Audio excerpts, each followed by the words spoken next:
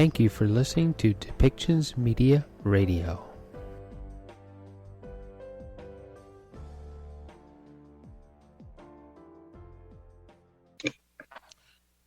Hello and good day to wherever you're listening to us today. It is Friday, 15 March 2021. Apologies for the delay with some urgent last-minute changes. I hope you can all accommodate. Thank you. My name is Christian Lindmeier, and I'm welcoming you to today's global COVID-19 press conference with a special focus on the equitable vaccine rollout in cities. We have simultaneous interpretation available in the 6 official languages: Arabic, Chinese, French, English, Spanish, and Russian, plus Portuguese and Hindi. Today's press conference will include 3 special guests representing the C40, a network of the world's megacities to discuss equitable vaccine rollout in cities. My pleasure to announce Adie Sowa, Mayor of Accra, Ghana; Claudia Lopez, Mayor of Bogota, Colombia; Iwan Aki Sawyer, Mayor of Freetown in Sierra Leone. Welcome. Now let me introduce to you the participants here in the room. We have, of course, Dr. Tedros Adhanom Ghebreyesus, WHO Director General; Dr. Mike Ryan, Executive Director of WHO's Health Emergencies Program; Dr. Maria Van Kerkhove, Technical Lead on COVID-19; Dr. Bruce Aylward, Special Advisor to the Director General and Lead on the ACT Accelerator. And we have Dr. Rogerio Gaspar, Director for Regulation and Pre-Qualification. We have a couple of colleagues online, for example, also Dr. Susie Fall, Assistant Director General for Emergency Response. With this, I hand over to the Director General for the opening remarks and the welcomes. Thank you, Christian. Good morning, good afternoon, and good evening. After 6 weeks of declining cases in January and February, we're now on track for a 4th consecutive week of increasing cases.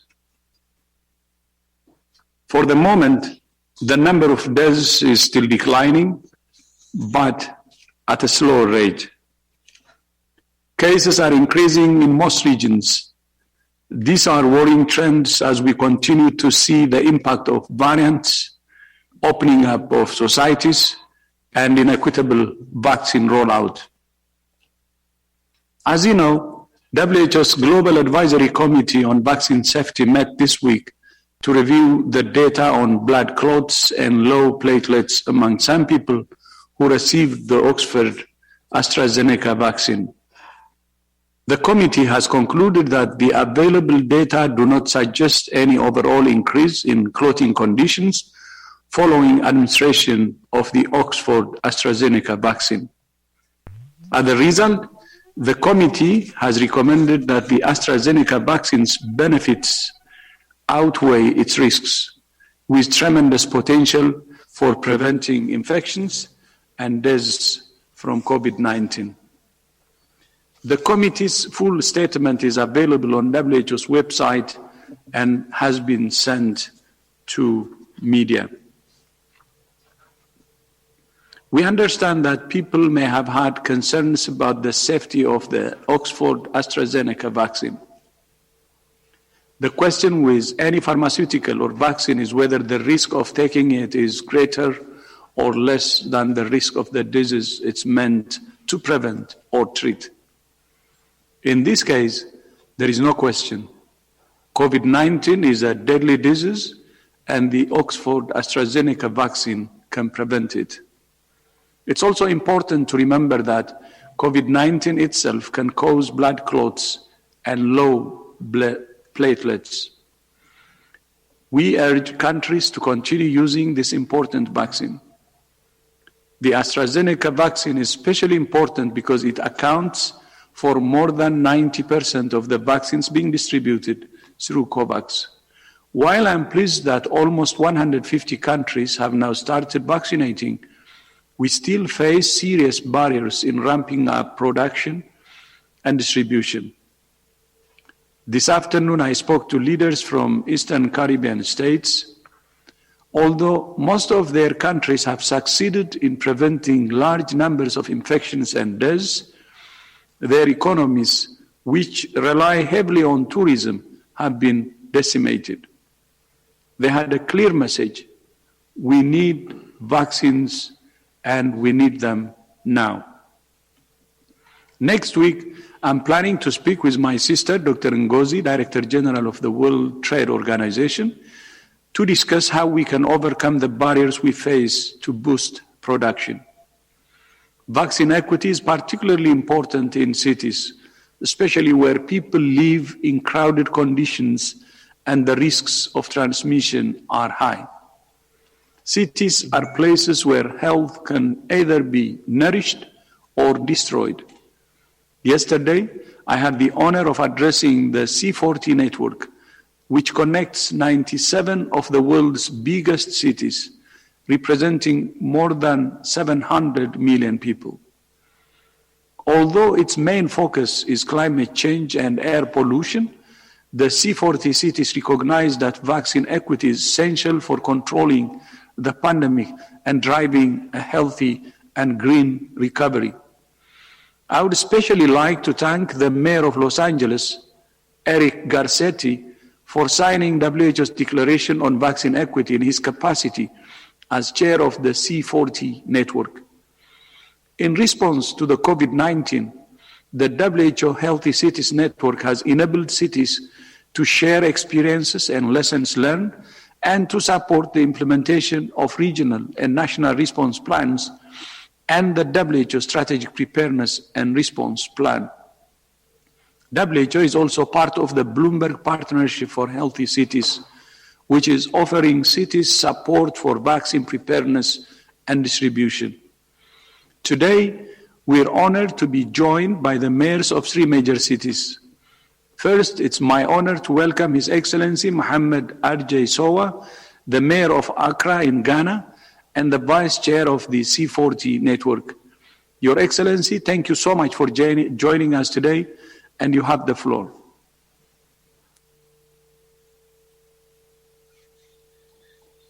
Thank you very much, the Director General of the World Organization, and we thank you for participating in our closed-door meeting yesterday, where you explained about the vaccine distribution across the globe. I'd like to speak briefly about what happened in Accra.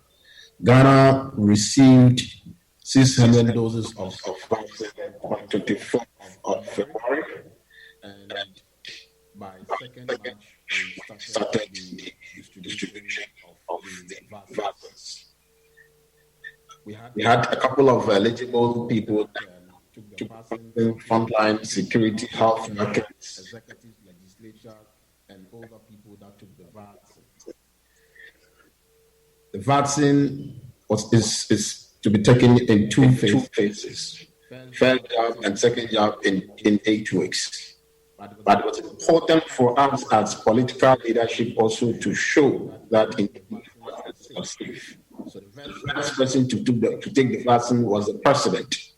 And all of us as political leaders, religious and traditional leaders has taken to take the vaccine. It's also important to state that Accra has a population of 5 million, and we've taken over 300,000 doses of vaccine. Hence, let's see a high shortage of the vaccine.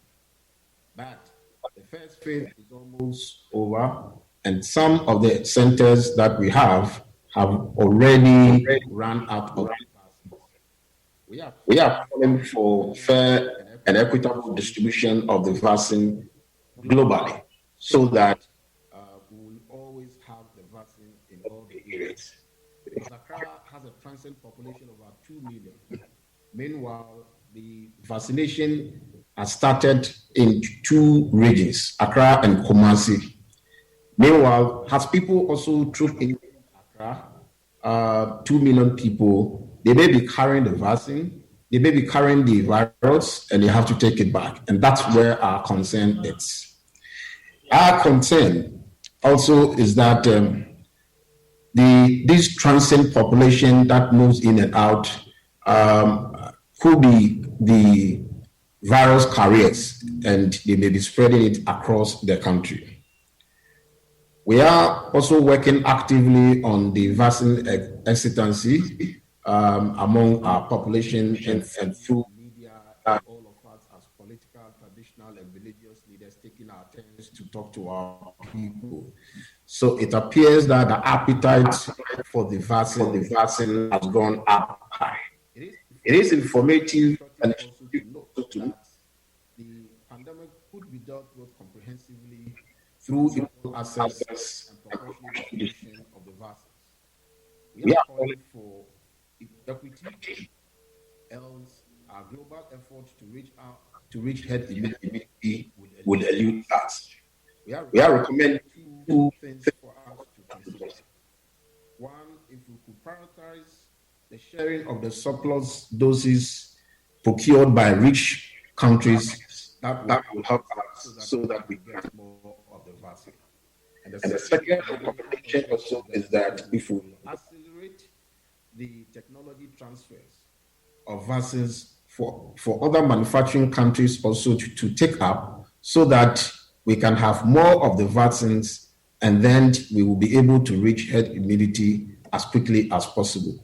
These are key things that we are looking at. We are hoping that as we move on in our conversation, I'll share my experience. Thank you for this opportunity. Thank you. Thank you so much, Your Excellency, and thank you for the support of the C40 Network for Vaccine Equity. Now it's my honor to welcome Her Excellency Claudia Lopez, the Mayor of Bogota in Colombia. Your Excellency, buenos días, and you have the floor. Good afternoon. It's a great pleasure to be here, speaking to you from Colombia. I would like to thank the WHO for this invitation, as well as asking and thank you and say this is a great honor for us.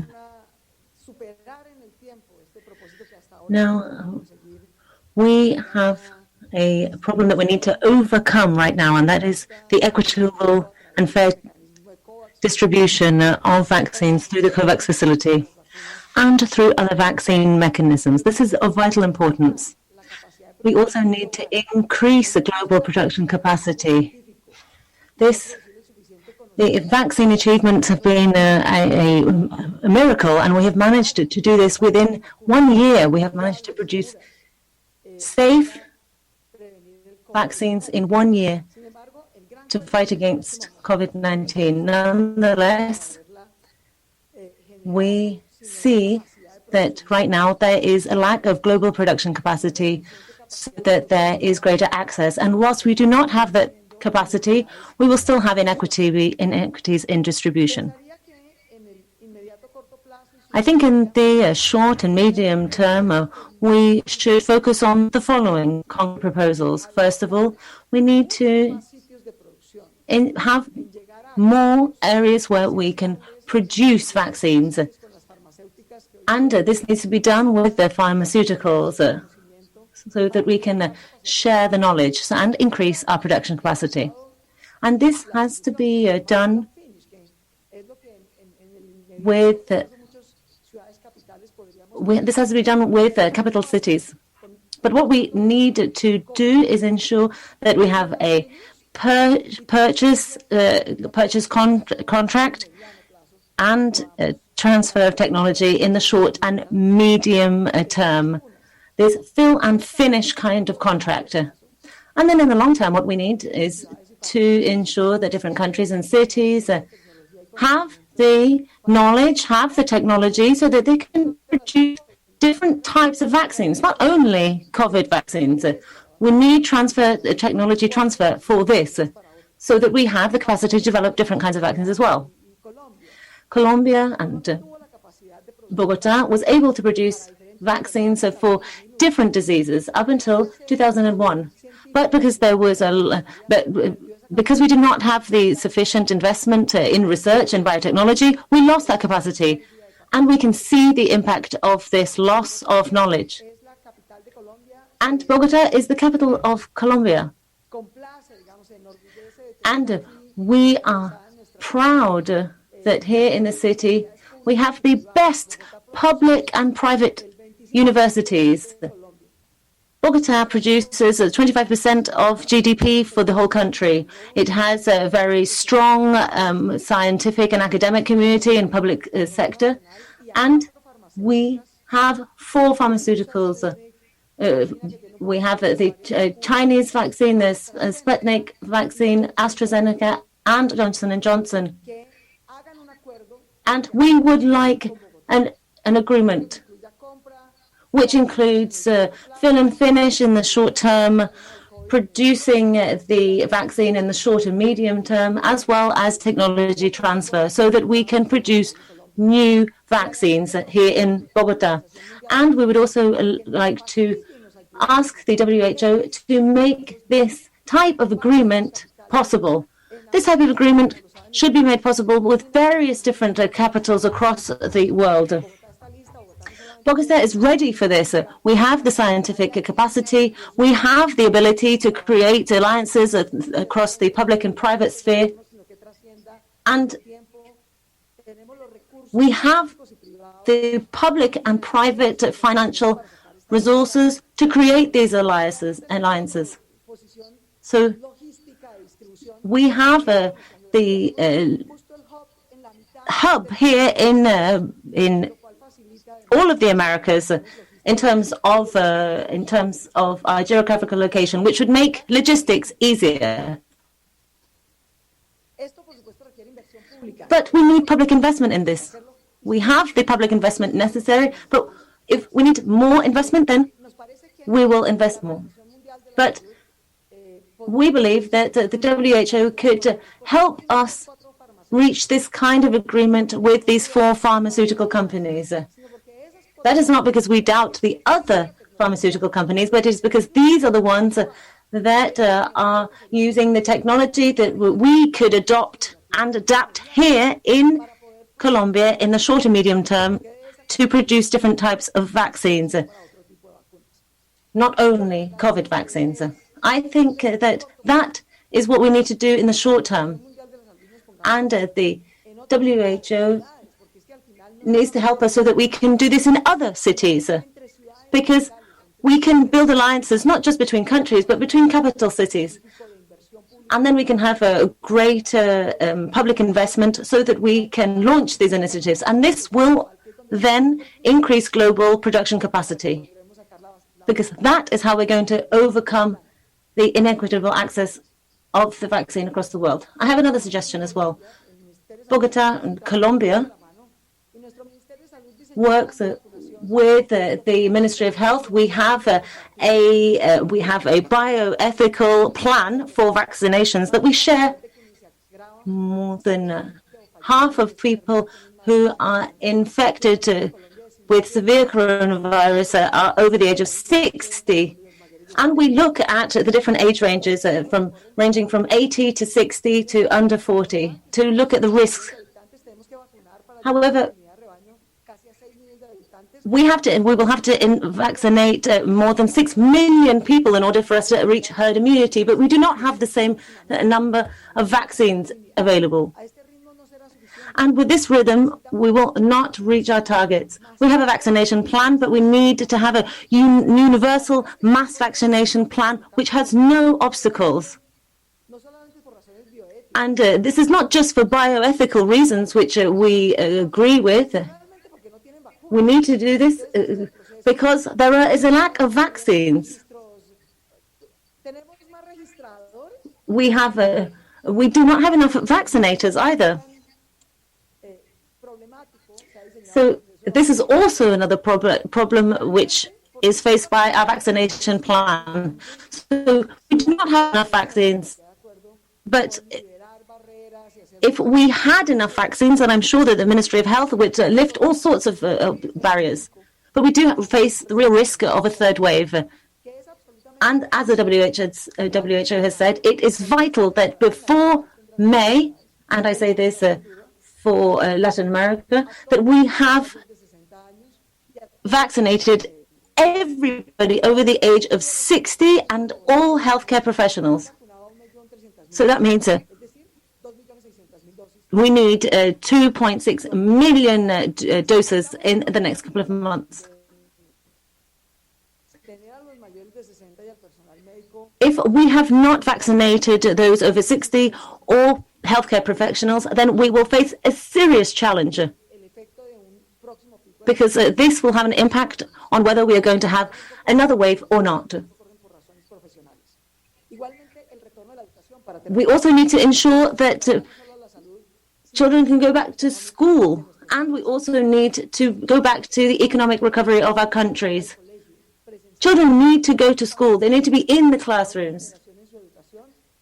We need to educate these young people, and we also need to take into consideration that women are facing unemployment, because while children are not in school, women are not working. So we also need to prioritize these groups, and that is to say teachers after the first two priority groups that I mentioned. It is vital that we do this so that vaccination goes hand in hand with economic recovery. These are our concrete proposals. We need to, first of all, vaccinate people over the age of 60 and healthcare professionals so that we can avoid a next wave. And we also need to agree, and we as Bogota are ready, that we need to have agreements that are reached as soon as possible with AstraZeneca, Johnson & Johnson, Sputnik, and the other vaccine from China. We need to ensure that we have the fill and finish contracts, and that we can produce vaccines here in Colombia later on for other kinds of diseases. Thank you. Muchas gracias, Your Excellency, and thank you once again for using your voice to call for vaccine equity. And last but not least, it's my honor to welcome Her Excellency Ivan Aki Sawyer, the Mayor of Freetown in Sierra Leone. Your Excellency, welcome and thank you for joining us. You have the floor. Thank you so much. And thank you very much to C40s for giving us as representatives the platform to share some reflections.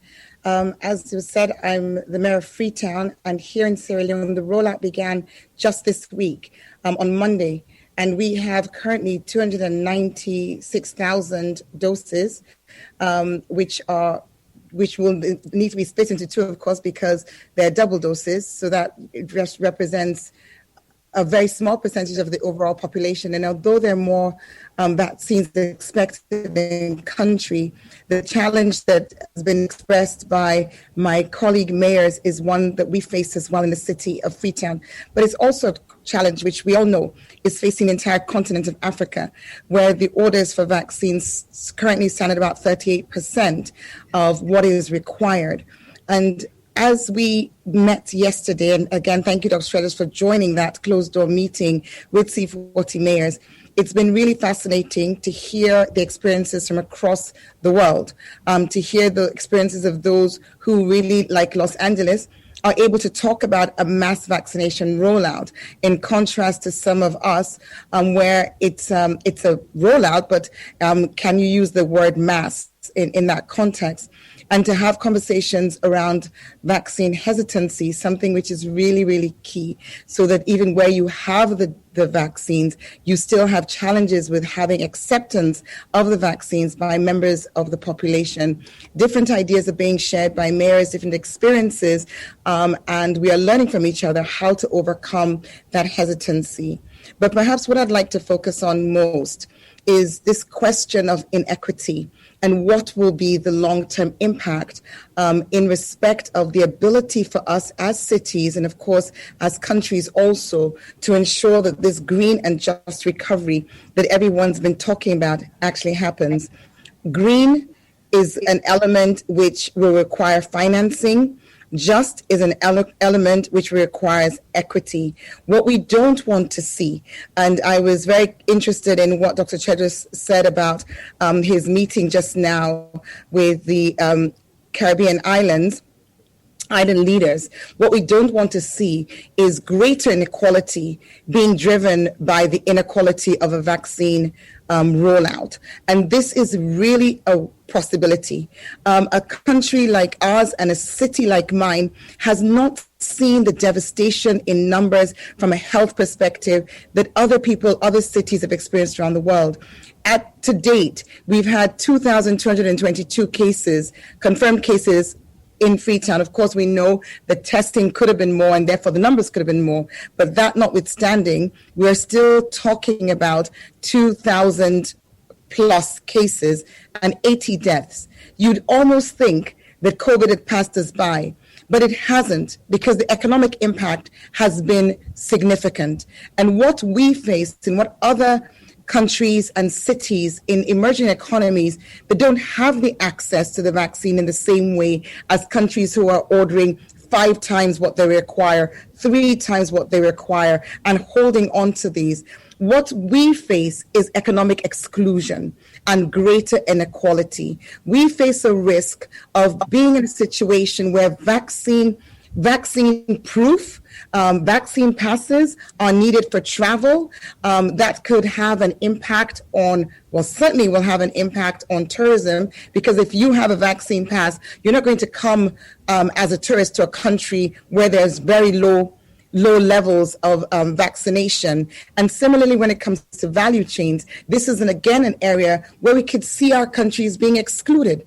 We could see our cities being excluded. So on behalf of C40s and speaking as a mayor from a city in the global south, which is really seeing this disparity played out, and we are very concerned about how it will move from a disparity in a vaccine rollout to reinforcing inequalities, reinforcing economic exclusion, and thereby putting everyone at risk. And I say everyone at risk because we all talk about leave no one behind, about the Sustainable Development Goals. And we all know that with climate change and climate action, we can't afford to leave anyone behind. Well, with the vaccine rollout, we really can't afford that either, because climate change, climate action needs to be financed. Reinforcing inequality of vaccine in the vaccine rollout, reinforcing inequality of economic positions will make it harder and harder for those of us in emerging economies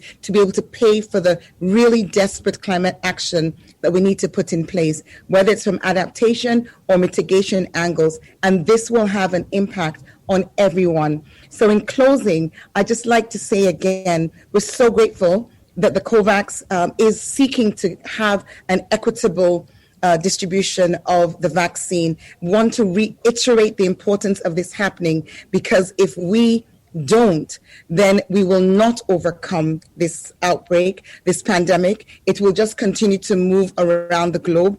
And ultimately, those who are holding on to vaccine, those who have more than they need, will find themselves no better off, because, as has been said by the medical experts, variants will arise, the disease will, the virus will continue to spread. So this is the time for us to be determined to ensure this equity happens, equity on the vaccine rollout, and ultimately equity in terms of economic opportunities. Thank you. Thank you. Thank you so much, Your Excellency, for your leadership. And thank you to all 3 mayors for giving us your time today. Finally, this Sunday marks the International Day for the Elimination of Racial Discrimination. 2020 will not only be remembered for the pandemic, it will also be remembered as the year when issues around racial injustice were brutally exposed. Like vaccine equity, racial equity must be an essential part of our shared recovery from COVID-19. Christian, back to you. Thank you very much, Director General, and thank you very much to our guests. I'll open the line for the questions now. As usual, please, if you want to ask a question or put it in the queue for the questions, raise your hand with the raise your hand signal. We'll start with Sophia Mokoena from SABC South Africa, please. Sophia, unmute yourself. Thank you so much. The question is directed to the DG in particular. There were concerns on the continent on how Tanzania is handling the COVID-19 pandemic in terms of sharing information and transparency. To date, we haven't seen any reports in terms of the impact of the pandemic in that country. We now have a new president, Dr. Tedros. What is your view? Do you think there will be a time where Tanzania will open up and really be transparent about the impact of COVID-19 in that country? Yeah, thank you so much. First of all, I would like to use this opportunity to express our condolences and also sympathy to the people of Tanzania and the family of the late President Magufuli. From myself and all my colleagues in WHO. And also, I would like to congratulate the new president on her appointment. I have already stated this earlier today, actually. Look forward to working with the new president very closely and help them in any way possible. This virus has affected the whole world, and no country can say that we don't have the virus. I think working together and stamping this virus out of every country will be very important, and it starts from sharing information and also taking all the right measures to control the pandemic. Thank you very much, Director General. With this, we move to the next question, and that's Simon Ateba from Today News Africa, please. Simon, unmute yourself. Thank you for taking the question. This is Simon Ateba with Today News Africa in Washington, D.C. Dr. Tedros said the other day that even after COVID-19 is defeated, the trauma associated with it may linger for years to come. And here in the U.S., President Biden signed his $1.9 trillion American Rescue Plan a few days ago that includes billions of dollars for mental health this year, next year, and beyond. It is an example that other countries should follow around the world. How should countries begin to prepare now to deal with what will come after COVID? And what type of trauma are we talking about? Thank you. Thank you very much, Simon. Let me give this to Dr. Ryan, please. Simon, yes, and thank you for raising that. Certainly those countries that are not only investing in ending this phase of the pandemic, but looking to the future recovery, this is really important that both are seen as part of planning now. We commend all countries that are both looking to the ending the pandemic and to the welfare of their citizens and the recovery of their citizens, not just physically, but emotionally and spiritually as well. The Director General spoke to faith leaders this morning, not only about the mental and physical healing, but the healing that people need from within as well. So this is a very, very grave crisis we face going forward. We've seen not only a pandemic of the virus, a pandemic of misinformation and hate in many cases, and also a growing mental strain on people, and both in terms of the socioeconomic impacts, the impact of tragedy and loss, the loss of being able to move about and do your normal daily activities, the isolation and marginalization that many people have felt.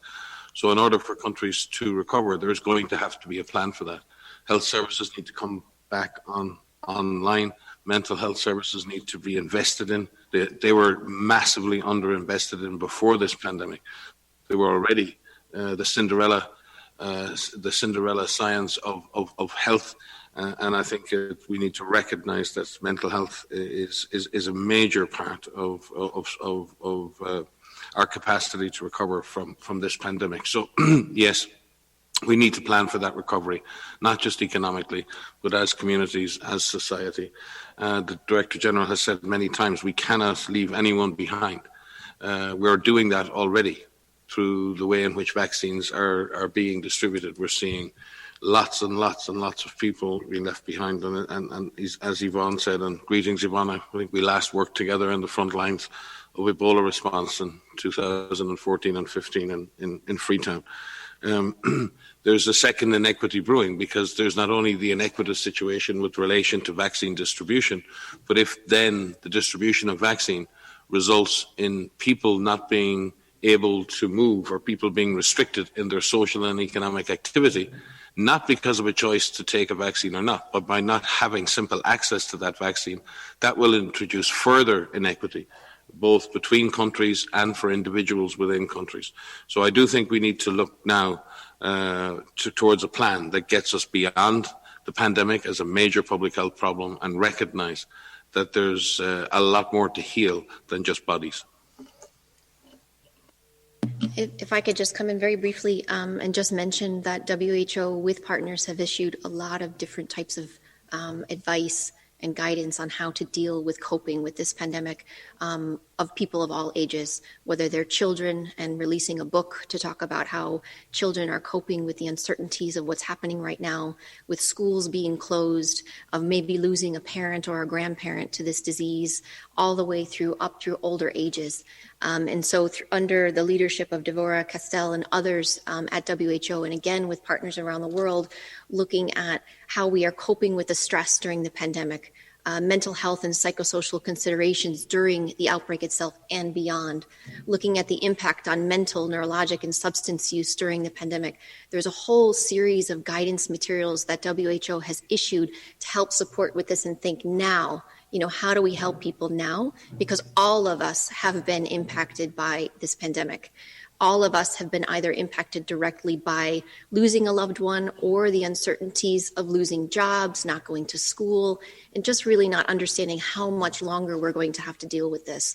So the time to invest is now, the time to ensure that part of the recovery includes mental health, and put those investments in now. So we've offered some support in this, and again, we're working across many different partners. It's in all different languages, it's for all different age groups. But as an individual, if you need help, reach out. If you, as an individual, reach out to loved ones and check in on them every day. Use the technology that you have to reach your loved ones. We say physical distance, we don't say social distance. And that's on purpose, because we need to find ways to connect with our loved ones around the world. And as an individual, find something that makes you happy every day.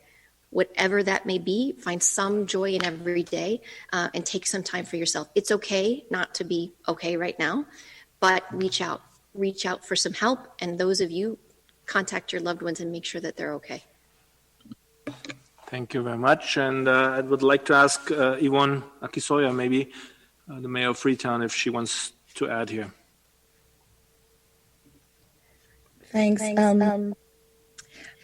As I mentioned, the context here has been different, but yet there are similarities. It's been different from the health angle. And as Mike said, and yes, great to see you, Mike. As Mike said, there's been such an underinvestment in health facilities. And when it comes to mental health, that was already there. And where the mental health challenge is coming here, it's not so much isolation, because we've not been in the position of lockdowns for protracted periods of time. We've had 2 3-day lockdowns, and that's as extensive as it's been. We have had curfews, but it doesn't create the same impact.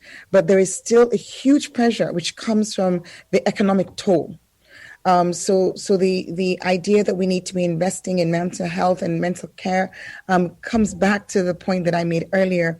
There need to be finances. It's really a chicken and egg, where you have an under-resourced health sector beforehand with very, very little by way of mental health support. And then you have economic pressure.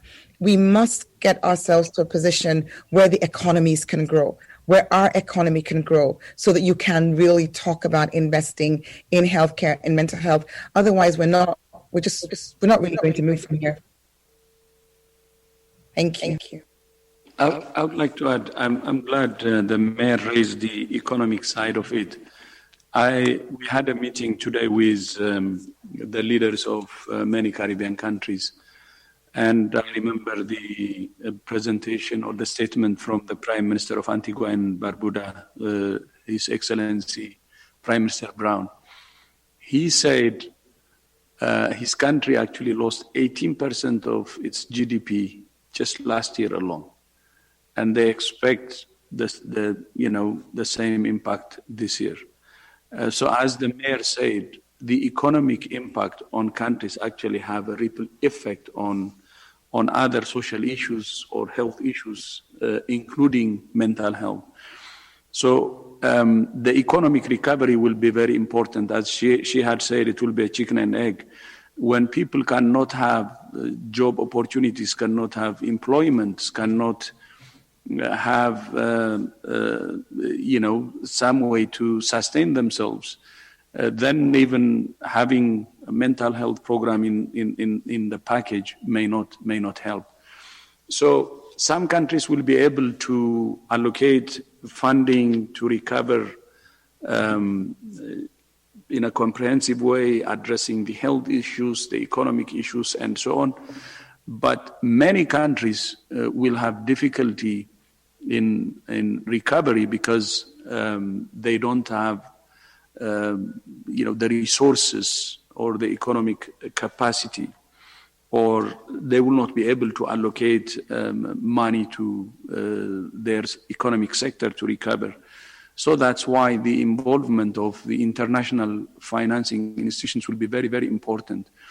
And one thing that was proposed by the Caribbean countries is for international financing institutions to be open to concessional borrowing. So, and of course, the donor countries, high-income countries, will also have the obligation to help developing world to recover. So the economic support, financial support, will be very important, and the recovery can only be a recovery if it's addressed in a comprehensive way. Thank you.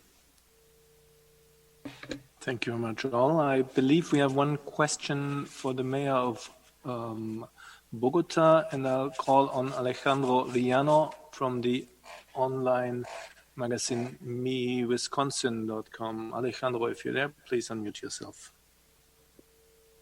Muchas gracias. Thank you very much. Mayor, in your proposal, what you're saying is that we need to have a production capacity to have to distribute already approved vaccines. But a lot of research teams that are working on COVID outside of Colombia are actually Colombian. You said that in 2001, the research stopped in Colombia. So perhaps you could ask for a team made up of Colombian scientists to be created so that they can actually help. Is there a political option for this? Now, Alejandro, I have to apologize because as you started speaking, unfortunately, the mayor dropped off because I understand she had to leave for somewhere else. And unfortunately, this is not a question that we can refer to any other of the mayors. It's a very Bogota-specific one. Apologies again, and I'll have to go to the next question, and that would be for Helen Branswell from Stat News. Helen, please unmute yourself.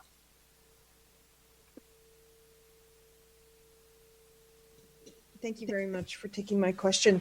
I think it would be for Dr. Samar or Dr. O'Brien if they're on the line.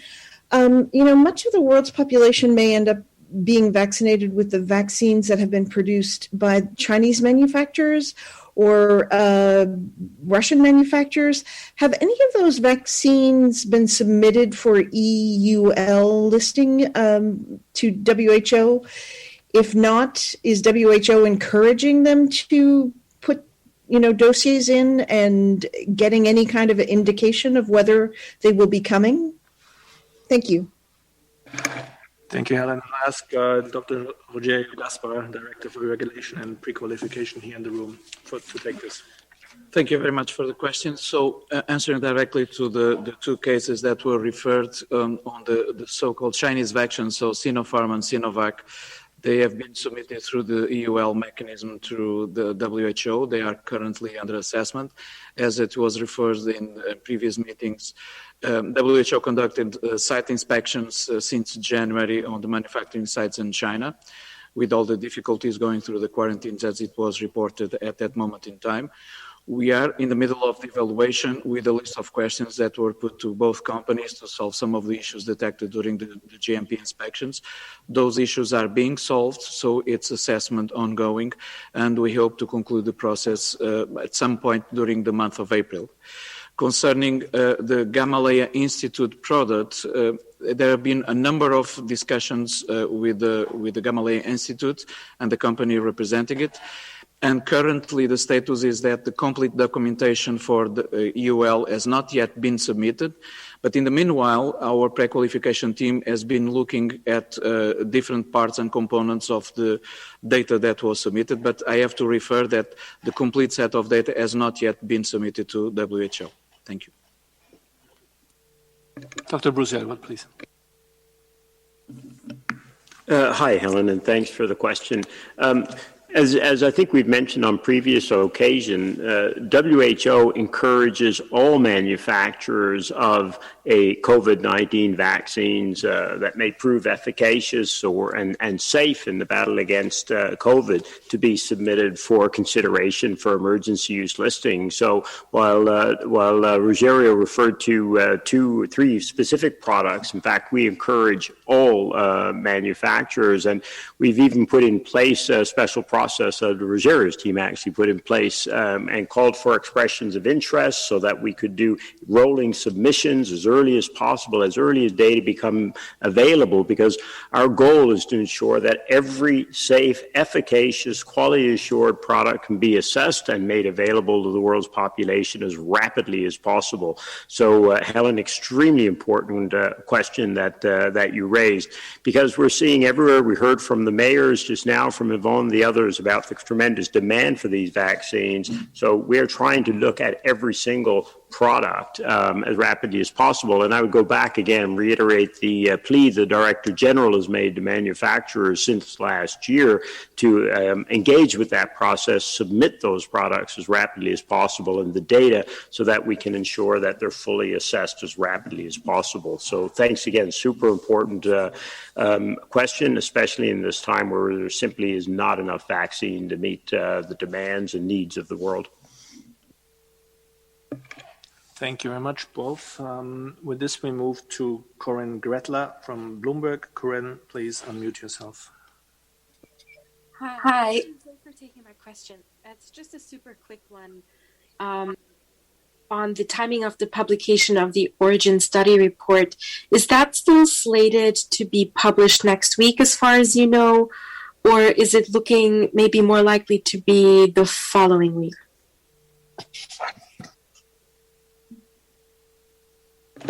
Yes, I believe we have Dr. Peter Van Emberek, WHO expert on the food safety, and of course the international lead of the WHO convened global study, with us online. If so, Dr. Van Emberek, please go ahead. Thank you. Yes, we're still working on the report, and as you can imagine, it's a complicated process, having the entire team, international team and Chinese team around the globe. So we are working with the different time zones. So each time we are working on a part of the report, it takes time to get everybody on board. So there is nothing, there is nothing unusual in that it takes time to finalize such a long and big report. There are also, of course, the fact that we have to translate everything forth and back between English and Chinese. So it takes time, but we are hoping, and we are well on the way to be able to release the report next week. But again, without 100% guarantee. Thank you. Thank you very much. With this, we'll head to Stephanie Nebehai from Reuters. Stephanie, please unmute yourself.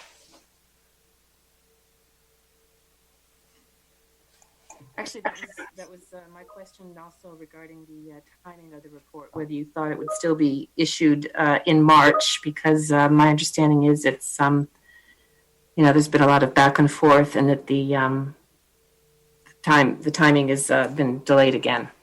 Do you expect it in March then?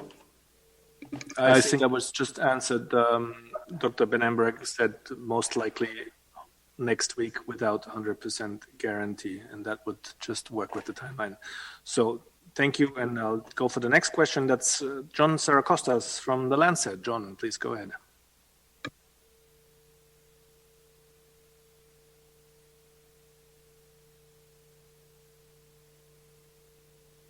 John, please unmute yourself.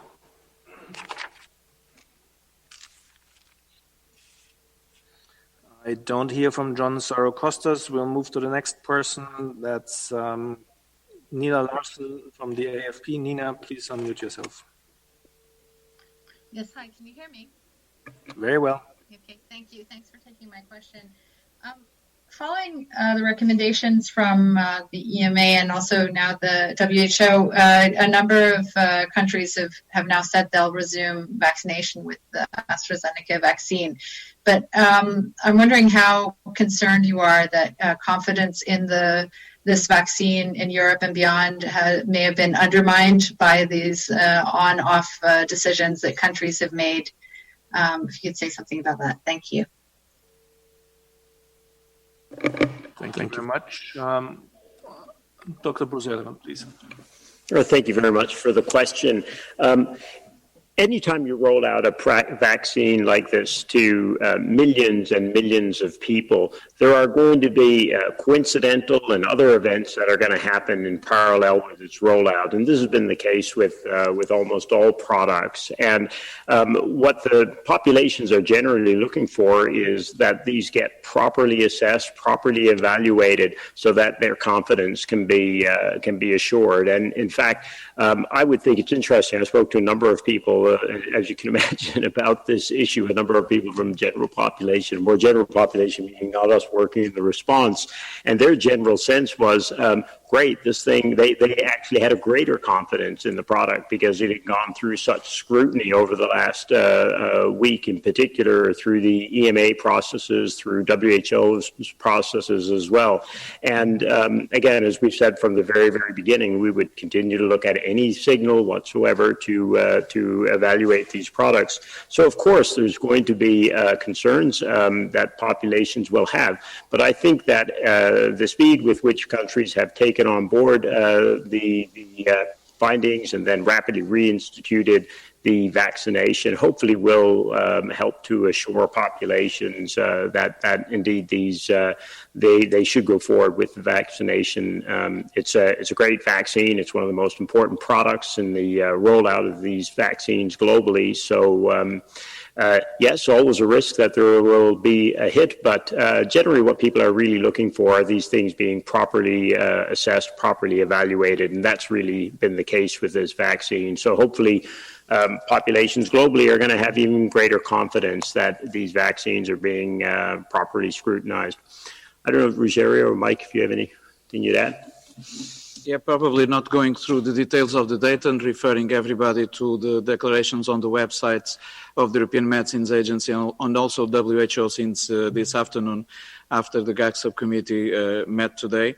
Just to reinforce the increased level of international collaboration between the different regulatory authorities. During the entire week, there were a number of expert meetings, both at the European Medicines Agency, at the WHO, with cross-participation of expertise between those two groups. And this has been enlarged to other regions. Just to report that today at the GAC committee, for example, there were reports not only from the VG base, global database on safety on vaccines and medicines, but also the participation of the authority from India, where is manufactured one of the important products that was being assessed. So the most important message here is this for the regulatory system and for the life cycle management of medicines or vaccines. This is a normal situation. It will happen every time that a medicine has some report being fundamental or not. The system works like this. The exposure that there's currently is because the intensity of the exposure with COVID-19, of course, and some shortage of vaccines in some regions also. But the main message to take home is that the system is working, the assessment is being done, information is being updated both by EMA at the summary of product characteristics of the product that is approved. We are continuing with our regulatory process because EUL needs also now to integrate with the authorities from India and Republic of Korea about some changes on the information package for the 2 vaccines that are produced under the UL. So this is a normal situation under control by the regulatory authorities and with total transparency in terms of the communication of the events. Thank you. Thank you very much, and we'll have Dr. Ryan. I mean, just one point, because I think a situation like this also should cause us all to reflect and think. We've got, a very concerned population out there waiting for the vaccines. These events and incidents occur. We have systems in place that we need to place faith in, and they've come through. But we also have to look, even you, our media, and you play a hugely important role in identifying issues, in identifying successes, and identifying shortcomings. But there was a tremendous media explosion around this event when there was very little information around that. And many, I think, political leaders came under intense scrutiny. They were being asked constant questions. There wasn't a definitive answer. And many chose that precautionary principle of shutting down the use of vaccine, which potentially further undermined the confidence in that vaccination. I remember, I think, at the last presser here, the first 5 questions at the presser were about AstraZeneca vaccine. So we all have to look at this and see how we can all do better in future. How can we get information out quicker that's more definitive? How we can trust in those regulatory agencies, which have proven themselves again and again and again. But also how we communicate around these issues, especially as Rosario said, this happens with new products, but we're all operating in a new environment. This happened before, but we didn't have this intense 24-hour media cycle, this intense scrutiny. It's a very important part of the cycle to have that scrutiny. But it is generating unwanted effects because in the end, we get to the end of this and resolve. You've written your articles, the EMA have written their press statements, so have WHO, but what will be left in the aftermath of that is very confused people who now have some doubts in their minds. And that's the awful outcome of this, and all of us need to look, all of us, including you, our colleagues in the media, at what a part we play in that process and how we can find better ways to do this in future. Dr. Maria van Kerkhoff, please. Yeah, thank you. Sorry, I know it's a lot of answers to one question, but it's an important one, and I just wanted to acknowledge the concerns of people. So we've talked about the vaccines itself and the process of itself, and these are safe and effective vaccines, and it's important that vaccination continues. But I think it's important that we acknowledge that people have questions, that people have concerns, and this is normal, this is natural, this is good. But you need to make sure you find information from good sources so that any fear that you may have or questions that you have, you find the right information to answer those questions. So it's good to question, it's good to ask, but it's good to get the right information. We have seen these are safe and effective vaccines, and vaccination is a critical part of ending this pandemic, as is physical distancing, washing your hands, cleaning your hands, making sure you avoid crowded spaces, opening up of windows, practicing respiratory etiquette. All of this plays a role, and vaccination is an incredibly powerful tool that we have now added to our toolkit. So ask the questions, demand good answers, but find good sources of information, and know that the processes are in place to look and to challenge and to make sure that we have safe and effective vaccines that are out there. Thank you very much for these really important clarifications. We've come to the end of our cycle of questions. We've reached the hour, and before I give back to Dr. Tedros for the final comments, I would like to ask the mayors, is there any final comments to make, or Dr. Tedros, you want to invite them possibly? Let's look for the mayors. Freetown, please. Thank you. I just want to reiterate what we've been saying earlier on, and which has come up a number of times, the importance of us not overlooking the economic impact that this inequitable distribution could result in. So really just putting the onus back onto those countries, those economies, WHO and its partners to continue to appeal for us not to make the wrong decision. This rollout has to be equitable. I think it was Dr. Tedros who said yesterday that we need to ensure that every country has some vaccine rather than some countries having all the vaccines. But that can't be underestimated, because the economic fallout, the economic inequality, economic exclusion will continue to compound problems of migration, climate inaction, and the unrest and challenges that come with deepened economic inequity. Let us not let this pandemic result in the opposite of a green and just recovery. A green and just recovery is what we need. An equitable rollout of the vaccine is going to be a key part of making sure we get that. Thank you. Thank you so much, Yumina Kisoya, Mayor of Freetown, Sierra Leone. I'll hand over to Ajay Sowa, the Mayor of Accra, Ghana. Thank you very much. I associate myself with the comments made by my colleague, Mayor Aki Soya of Freetown, and I want to add that it's extremely important in this time, as we experience this pandemic, that equity becomes a hallmark in everything that we do, because we are not living in normal times. And what we're experiencing currently, that some countries have more than necessary vaccines, what others do not have, is completely unacceptable and unfair. Hence, I'm appealing to the WHO to use all powerful means that you have, and all stakeholders in the media, males, and political leaders to add their voice for equitable distribution of the vaccine. Africa is currently experiencing low vaccines that had been able to do that, and that is not fair at all. I'm also adding that in order for us to get more vaccines, there are many manufacturing companies, and this is not the time to make money. This is the time to save lives. And I would like to quote our President when it says that at this moment we don't know how to bring back lives, but we know how to bring back the economy.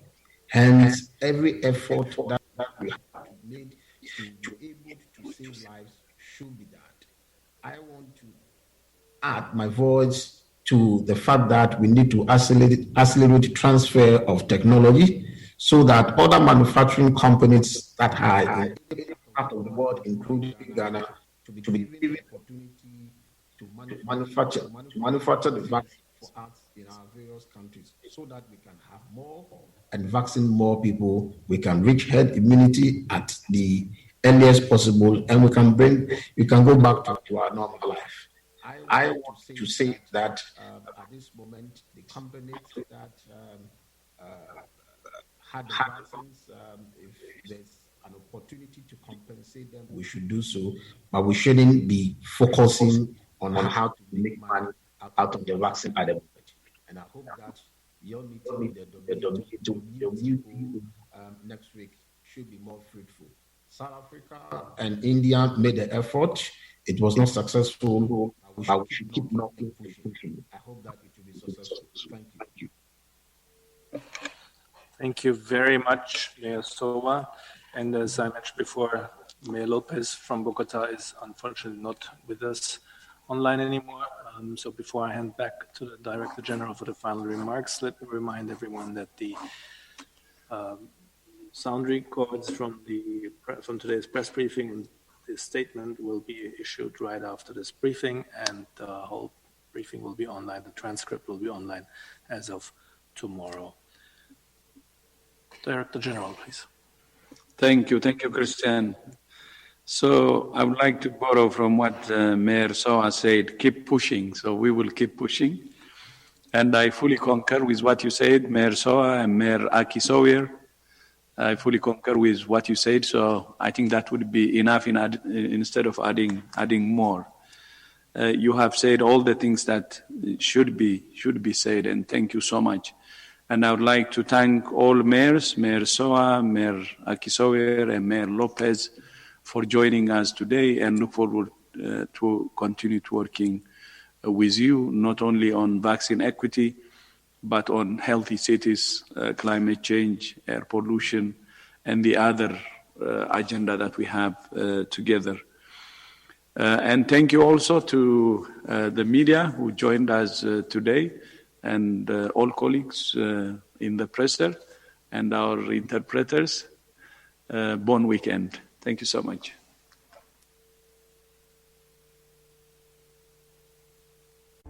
This show has been produced by Depictions Media. Please contact us at depictions.media for more information.